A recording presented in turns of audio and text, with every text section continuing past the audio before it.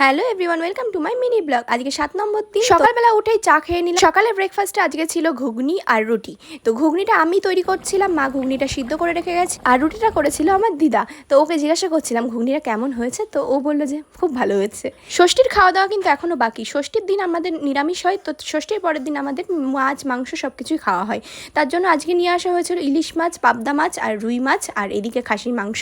এক ঘরে মা রান্না করছিল আর এক ঘরে রান্না করছিলাম আমি। এই গরমের মধ্যে মাকে অনেক বারণ করা সত্ত্বেও মা সেই উনুনে রাঁধতে গেল। আর এখানে আমি পোলাওটা রেডি করে নিচ্ছিলাম গ্যাসে। তারপরে করলাম রুই মাছের কালিয়া। দেখো বন্ধুরা কত বড় মাথা, এত বড় মাথা আমার বর নাকি একা খাবে, কিন্তু ও এক টুকরোও খায়নি। আর এখানে এত গরম পড়েছে, আমি আর থাকতে না পেরে মাকে একটু হাওয়া দিতে গেছি। মা এখানে মাংস রান্না করছিল, আর এখানে মাংসটাকে আমরা প্রেশার কুকারে দিয়েই খাই। এত গরম পড়েছে, এই বাচ্চাটাকেও চান না করিয়ে থাকা যায় না, তো শৈলীকে চান করিয়ে দিচ্ছিল, আর এই যে আমার বরকে খেতে দেওয়া হয়েছে। ও কিন্তু খেতে পারিনি সবকিছু, আমি ওর সাথে খেয়েছি।